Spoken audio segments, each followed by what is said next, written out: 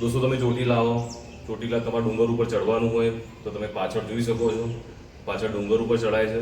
અને તમને રહેવા માટે સુવિધા જોઈતી હોય, કદાચ તમને મોડું થઈ જાય, 6 વાગી જાય, કાં તો તમે વહેલા આવી જાઓ, તમને એવું હોય કે વહેલા ઉઠીને ત્યાં જવું છે, એ રીતે જો તમને રૂમ જોઈતો હોય તો ચોટીલાના બાજુમાં જ છે, અતિથિ ચોટીલા ભવન કહેવાય છે. બરાબર, તમે ગમે ત્યારે આવજો. આ ધર્મશાળા છે, તમને 400 થી 500 રૂપિયામાં તમને રહેવા મળી જશે. તમને રૂમ પણ બતાવું, તમને લોકેશન પણ બતાવું. ખરેખર રહેવા માટે સારું છે, એક દિવસ માટે તો સારું જ છે. માટે ગમે ત્યારે આવો, અહીંયા 400-500 રૂપિયામાં તમે રહી શકો છો. બસ જમવાની બહાર વ્યવસ્થા છે, તો તમે જમવા માટે બહાર જઈ શકો છો. માટે તમને આખી જગ્યા બતાવી કાઢ, વિડીયોમાં તમે બન્યા રહેશો. તમે જોઈ શકો છો, આ રૂમ છે. આ 5 બેડનો અમે બેડ લીધેલો. બાથરૂમ બતાવી દો એમને,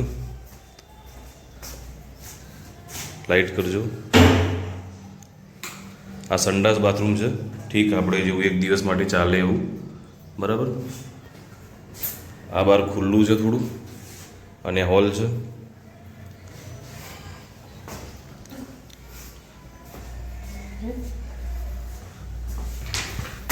અને આ આખો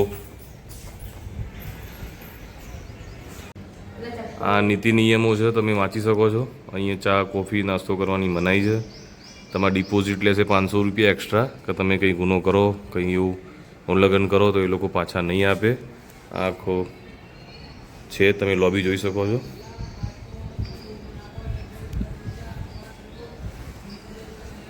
જોઈ શકો છો, આખી લોબી છે. મારા અનિતાબેન હવે થેલા લઈને નીકળ્યા છે. આ બધા રૂમ જ છે.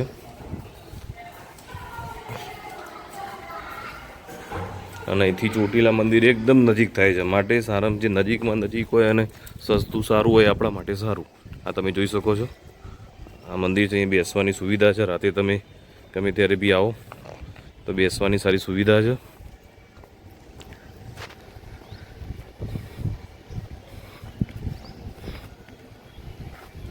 જોઈ શકો છો તમે, વચ્ચે બી સારું છે. મતલબ સારું છે, એમ એક દિવસ માટે ઇનફ છે. માટે તમે ખાસ આવો અહીંયા તો મુલાકાત જરૂર લેજો.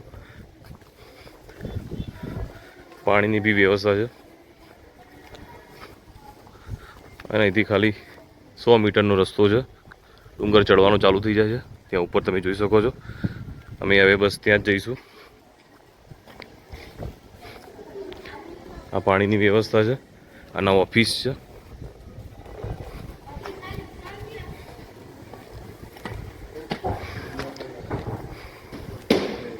આ ઓફિસ છે.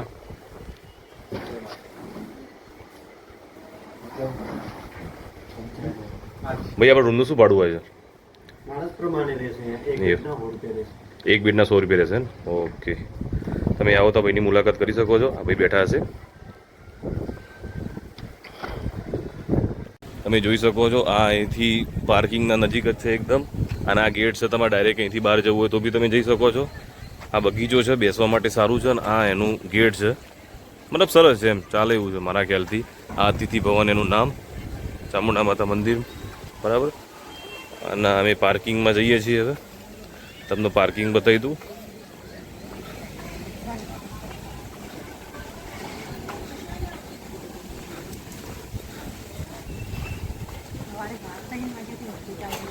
સવારે 3-4 વાગ્યાથી શ્રદ્ધાળુઓ માતાજીના દર્શન કરવા માટે નીકળી જાય.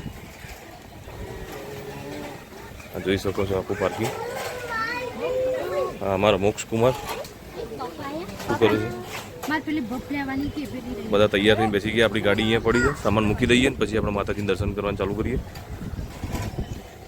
આમને ગાડી ગમી ગઈ છે.